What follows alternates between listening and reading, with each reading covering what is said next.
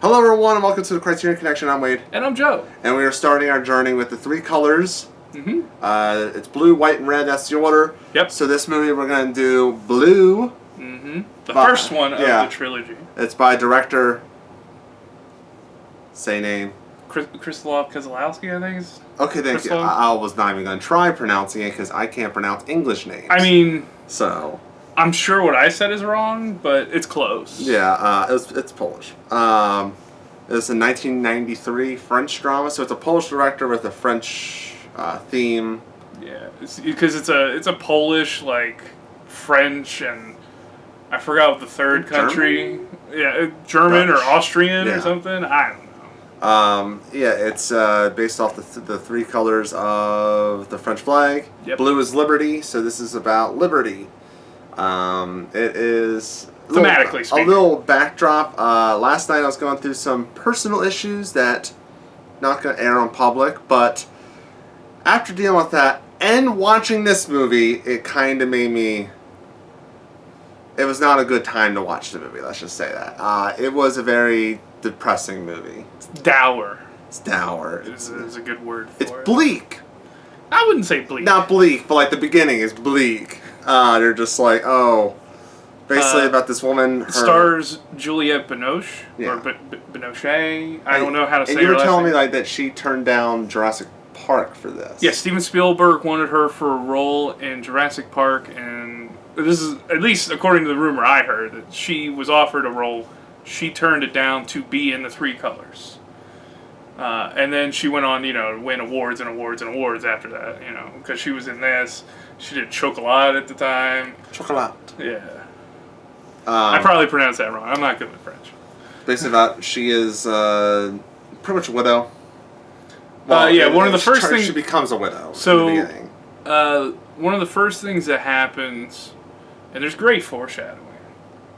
I don't know how closely you were paying attention, but there's a shot where they compose it where you're looking from under the car, and you see the family, and that's the brake line. Yeah, and it's leaking. dripping. Yeah, it's leaking. Yeah, and it's not really that much foreshadowing because it happens immediately afterwards. Well, yeah, it's foreshadowing. Yeah, it happened before. I know. It was giving you a hint on what further events were going to happen. Usually foreshadowing, it's like it happens later on. Yeah. This one, no, it doesn't. This woman, Julie, her husband, and her daughter were in a car, and then it crashes, probably because they lose control of the brakes because the brake line was leaking, and they hit head first into a tree, and Julie is the only one to survive. Yeah. Her husband passed away, her daughter passed away, so in a very quick succession, as soon as she wakes up, she gets bombarded with that news. And the movie is about her dealing with it. It's about emotional liberty. Later. Later on, but it's but it does her come to that. It's basically about her dealing with it and kind of moving on. Well, learning about isolation and how human connection is real. There's a lot going on. She's very. That's one thing I'll give credit to the movie. It shows a very complex version of grief, which is realistic. It's not just all sorrow. Her initial reaction, everything she does, pretty much you can see her point of view on it. And although some of the actions she takes are strange, it makes sense in context. That's one thing I'll praise the movie for. It makes sense in her mind. It's just, you never know how somebody's going to process grief until it happens. Yeah. And that's why these seemingly strange moments make sense. That's why she doesn't cry in the movie, really. Things like that happen. One of the first things she does is in the hospital, she throws something through a window to attract security and orderlies so she could sneak in to the nurse's office and try and overdose on pills, which she can't do. She can't swallow the pills. And that kind of sets the tone on like how she reacts to everything. Yeah, and then you have that, when she does that, I kind of chuckled a little bit. Like, she puts all the pills in the nurse's hand? No, she puts it all in her mouth and she spits it out, and then she looks, and then like there's a nurse like just looking at her like... Yeah. I don't know, it just felt like the nurse, maybe not having the shot of the nurse looking at her, it just felt like kind of like that, like... Yeah. I don't know. She wouldn't be standing there. She'd be like in there trying to grab her and say, "No, you're not doing that." I think she understood. Yeah. So what did you think of the movie? What I think? Yeah. I thought it was a very well done movie. And the accuracy of the grief and kind of her reaction, I think, is both a pro and a con. Because that makes her very guarded to the audience. You can't... Like, the only way you can sympathize with her is the fact that she loses loved ones. But other than that, you're just kind of struggling to grasp onto something. Maybe the movie could have been a little more... You could have attached and it's a more, very leisurely paced movie. Yeah, if you could have attached her maybe... I don't know, like maybe instead of having it be like an hour 40, maybe have an extra 10 minutes of like in the beginning of her having breakfast with her family. You know, maybe a way to see how she was before this happened, you know? I don't know about that. Because you don't know how she used to be. You're adding time to the runtime, which I already think...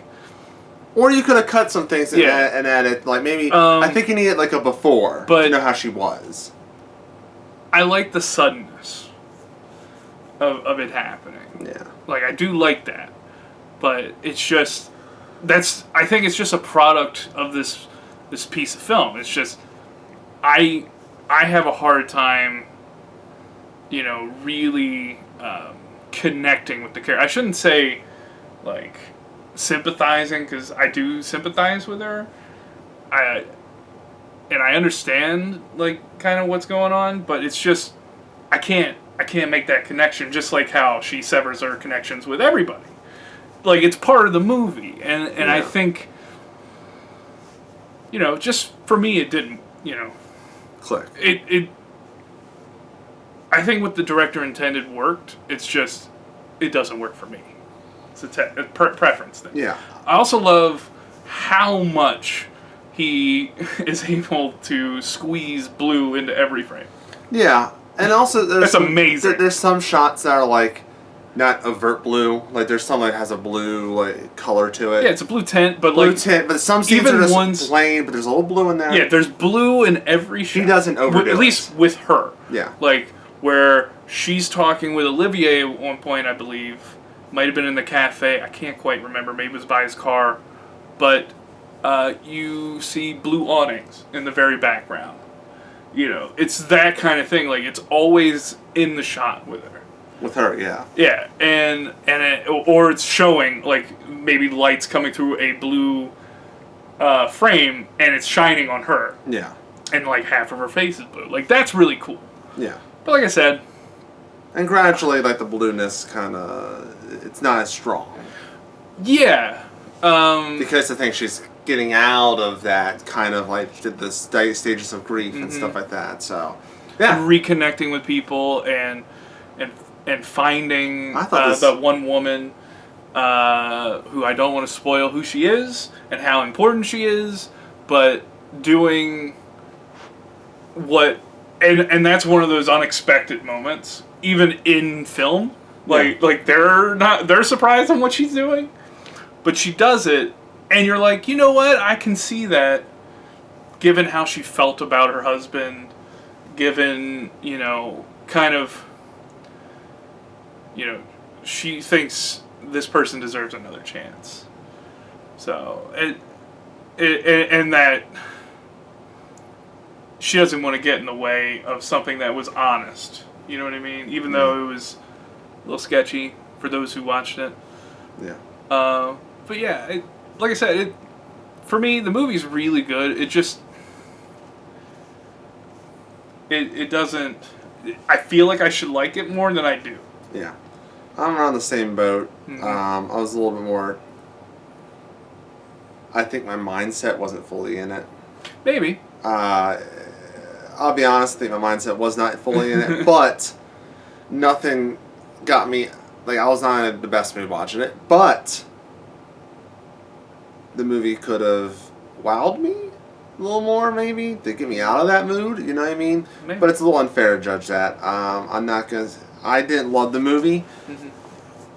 I think the cinematography's great. I think, the color palette's great. I think the performances are great, stuff like that. But maybe I want a little bit more. Right. Like I said, the whole, like, maybe show her before the grief and know how much she has changed from it. You don't want... Literally, the accident is basically the first time you're actually kind of having a conversation with her. Yeah. At the end of that, when she's waking up from the, car accident.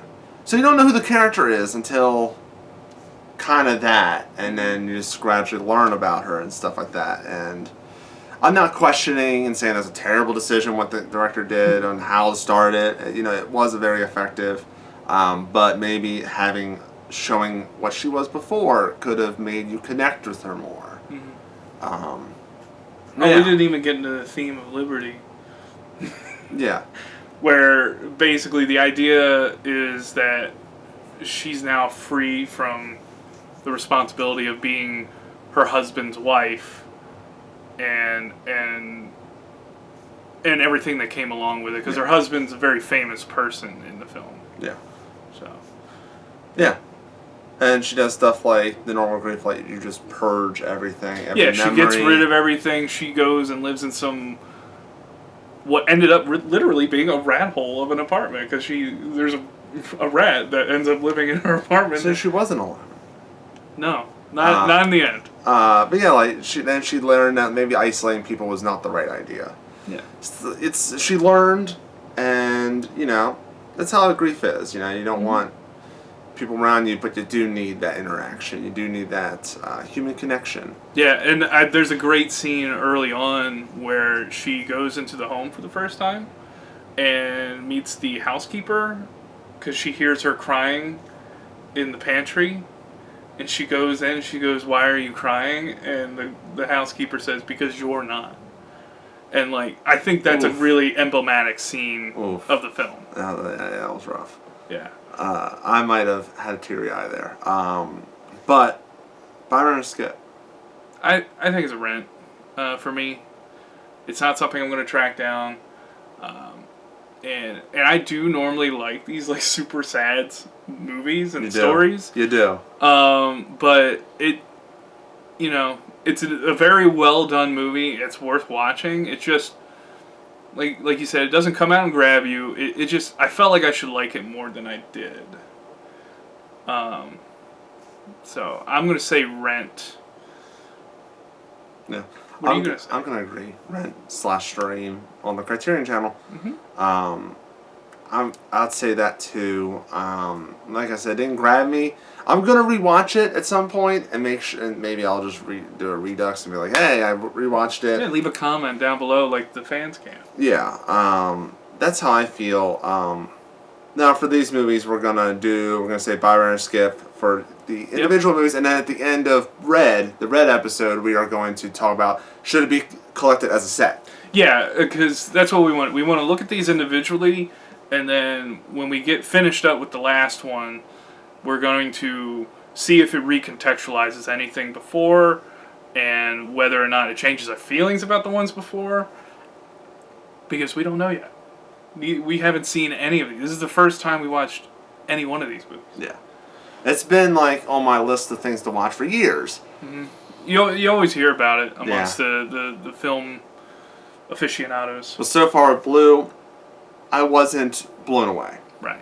But let us know in the comment section below what you think about Blue. Mm-hmm. What is your favorite color movie? What's your favorite color? What's your favorite color of the Three Colors movies? Yes. What's your favorite What about color? the I Am Curious movies? Yeah. What's your favorite Keselowski movie? Because I know he's got way more. Yeah. And I know there's more on the collection, the Criterion collection. What's your favorite color Beatles album?